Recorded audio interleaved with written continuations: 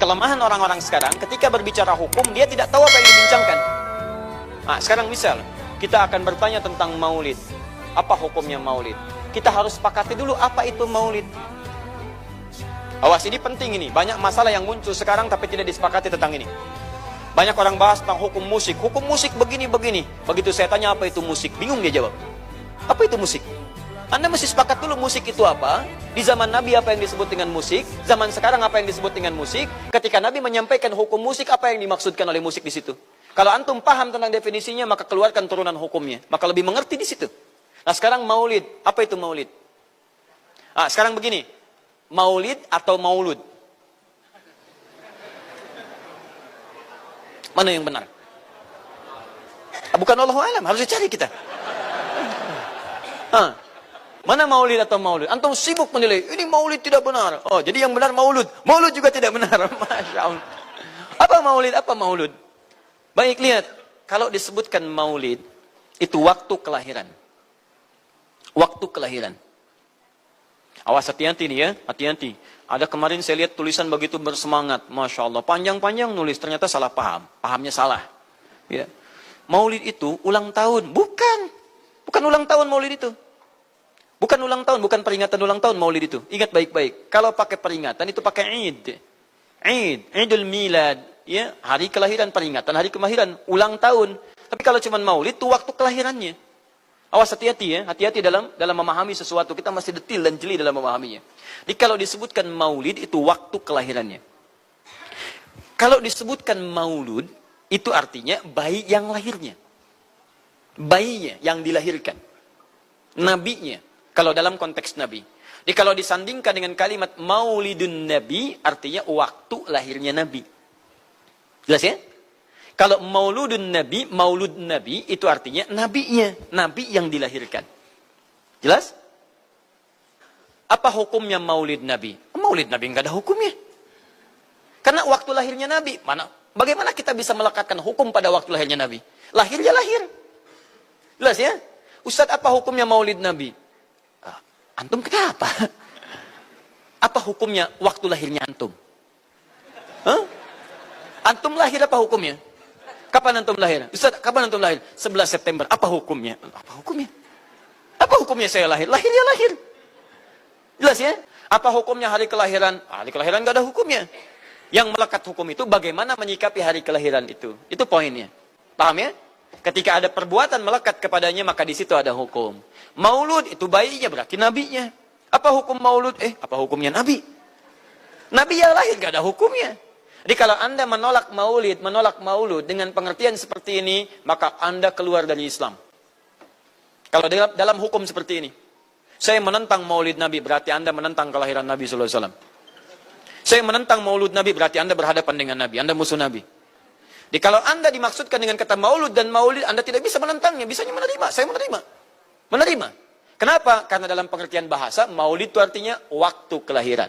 Maulud artinya nabinya. Nabi sendiri menyikapi hari kelahirannya dengan berpuasa. Di hari Senin. Jelas ya? Ini bagi Nabi sendiri. Nabi sendiri pribadinya. Nanti jadi hukum untuk kita. Maaf, saya akan tafsirkan lebih luas karena ini jadi hukum-hukum turunan. Ketika Nabi puasa di hari Senin ditanya, ya Rasulullah kenapa engkau puasa? Kata Nabi, dzaka yauma wulidtu. Bima makna. Ini adalah hari aku dilahirkan. Hari aku dilahirkan. Jadi ini hukum kelahiran. Kalau antum misalnya masuk pada hari dilahirkan, boleh antum ikuti sunnah Nabi SAW. Apa sunnahnya? Puasa. Puasa. Kenapa puasa? Nabi SAW mencontohkan puasa. Hari Senin beliau puasa. Ketika antum puasa Senin, bukan cuma puasa sunnah, tapi ada nilai di situ. Makanya ketika datang hari kelahiran, sebetulnya yang paling tepat, kalau antum bertepatan dengan waktu-waktu sunnah puasa, antum puasa.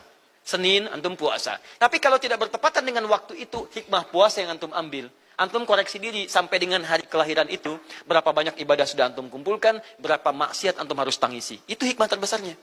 Bukan rame-rame. Tiup lilinnya. Masya Allah, lilin ditiup, maksiat terus muncul. Apa faedahnya? Kasihan lilin tuh, udah dibakar, ditiup. Dengan antum yang salah. Paham ya, teman-teman sekalian? Nah, sekarang bagaimana para sahabat menyikapi kelahiran Nabi SAW, kedatangan Nabi SAW, dan menyikapi keberadaan Nabi SAW. Bukan cuma lahirnya. Tapi setiap kedatangannya, Nabi datang dari Madinah, dari Mekah ke Madinah disambut oleh para sahabat yang ada di sana. Maulid itu tidak dibatasi dengan waktu. Setiap waktu itu maulid. Maulud tidak dibatasi dengan waktu. Setiap waktu itu maulud. Tapi kalau ada momentum bersamaan dengan waktu kelahirannya, kemudian kita hidupkan untuk mengenal kepada Nabi, dalam bentuk yang tadi disunahkan dalam Al-Quran dan Sunnah, itu tidak ada masalah. Yang ada masalah itu adalah ketika menghadirkan hal-hal yang bertentangan dengan Al-Quran dan Sunnah Nabi SAW. Misal, mohon maaf, kerja di instansi, bertepatan dengan Maulid Nabi, kita adakan peringatan. Padahal antum cuma ingin mengeluarkan anggaran saja dari situ. Itu bid'ah. Bid'ah. Mengeluarkan anggaran, sekedar hanya ingin dapat anggaran untuk dalam momentum Maulid Nabi, itu yang bid'ah. Maulid bukan makan-makan. Jadi kalau antum mengadakan Maulid Nabi hanya sekedar untuk makan-makan, itu yang bid'ah. Tapi kalau antum ingin belajar menghadirkan momentum itu untuk mengisi ta'lim, jadi jangan langsung menilai bahwa setiap maulid itu bid'ah. Bukan.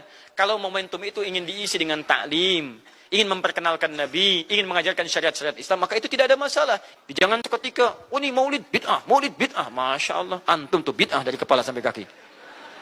Ya. Saya luar biasa kesal. Kadang ada orang bikin perbandingan begini. Maulid Nabi, maulid.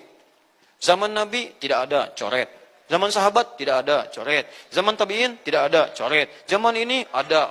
Lalu diserupakan lah yang ikut-ikut ke sini. Antum kalau mengamalkan hukum seperti ini fatal. Zakat pakai beras. Zaman Nabi coret.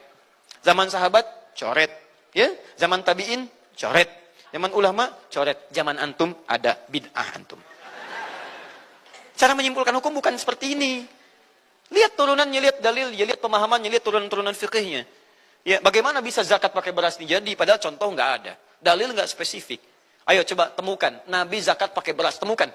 Kalau antum menemukan, Masya Allah, saya bermohon kepada Allah supaya Allah mempercepat hajinya antum dan masuk surga tanpa hisab. Tiap hari saya doakan. Tidak cukup dengan amin. Cari dulu.